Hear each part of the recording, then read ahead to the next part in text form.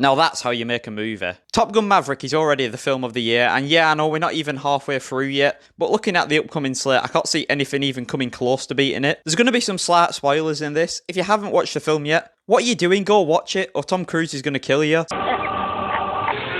Speaking of Tom Cruise, he's back in the cockpit as Pete Mitchell, aka Maverick, and he's more insane than ever.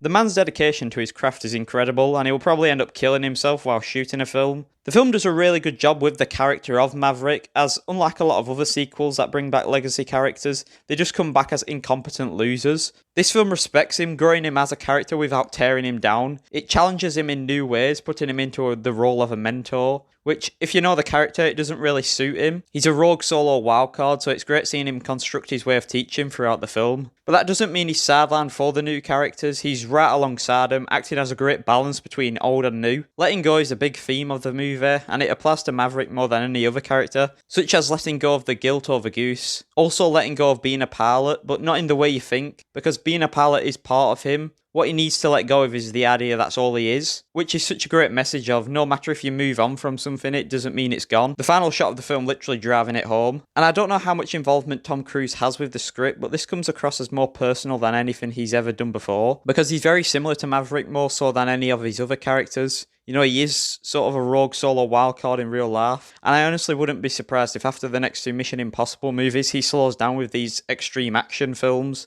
Not leaving, but just not as often. The rest of the cast also do an amazing job. The new pilots are all great, especially Miles Teller as Rooster, the son of Goose. Seeing his relationship with Maverick grow throughout the film is great, culminating in an amazing payoff with the two together. The rest were great, but I think Hangman and Phoenix really stood out to me. Hangman essentially being a younger Maverick who grows into a team player, and Phoenix as a determined and confident pilot without pushing the fact that she's a woman every 2 seconds like other modern movies would have. It was also great to see Val Kilmer back as Iceman, even though it was just a brief appearance. Even if I haven't mentioned them, all the supporting cast do a tremendous job with honestly no weak link. I will say I'm not a huge fan of the original. I just kind of think it's alright, and I think this is a vast improvement. Reasons being the greater character work, but also a much more focused plot centering around a mission, whereas the original centered around the competition with a mission just sort of cropping up at the end, so there could be this explosive finale. This film works a lot better than the original because having the plot focus on a mission adds more danger and urgency, raising the stakes astronomically. Though I did find it a little funny that it was basically the Death Star trench run off Star Wars. Now I want to get onto the impressive technical feats this film managed, which is just filming all this, having the actors in actual jets, having the physical forces acting on them, as well as the gorgeous scenery made this film feel real, and that's because it was.